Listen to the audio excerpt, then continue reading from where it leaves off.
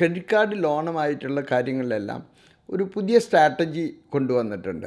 മുന്നെല്ലാം നമുക്ക് ഒരു ലോണോ ക്രെഡിറ്റ് കാർഡോ സംബന്ധമായ ഒരു കേസ് കോടതിയിൽ വരികയാണെങ്കിൽ അതിലൊരു ഓപ്ഷൻ ഉള്ളത് നമുക്കൊരു അപ്പീൽ പോവാം, ഒരു ഡിസ്പ്യൂട്ട് ഫയൽ ചെയ്ത് വീണ്ടും അത് ഓഡിറ്റിന് പോയി കിട്ടുന്ന ഒരു പുതിയ എമൗണ്ട് നമുക്ക് ഇൻസ്റ്റാൾമെൻറ്റ്സ് ആയിട്ട് പേ ചെയ്യാമായിരുന്നു. ബാങ്കിന് കോടതിയിൽ നിന്ന് പൈസകൾ സമയത്തിന് കിട്ടാതെ വന്ന് തുടങ്ങിയപ്പോൾ അവർ ക്ലയൻസായിട്ട് സെറ്റിൽ ചെയ്യാൻ തയ്യാറായിക്കൊണ്ടിരിക്കുകയാണ്. വളരെ റീസണബിൾ ആയിട്ടുള്ള സെറ്റിൽമെൻറ്റ്സ് ആണ്. അതായത് ഇൻട്രസ്റ്റ് കംപ്ലീറ്റ് വേവ് ഓഫ് ചെയ്ത് റീപേയ്മെൻറ്റ് സ്റ്റോപ്പ് ചെയ്ത സമയത്തുള്ള എമൗണ്ടിൻ്റെ ഏകദേശം പകുതിയോളം തന്നെ കൊടുത്ത് സെറ്റിൽ ചെയ്യുന്നുണ്ട്. ഈ കാലഘട്ടത്തിൽ നമ്മൾ ഒരു കാരണവശാലും ലോയറെ അപ്രോച്ച് ചെയ്യോ അല്ലെങ്കിൽ അതിനു വേണ്ടി നമ്മൾ പൈസ ചിലവാക്കേണ്ട ആവശ്യമില്ല.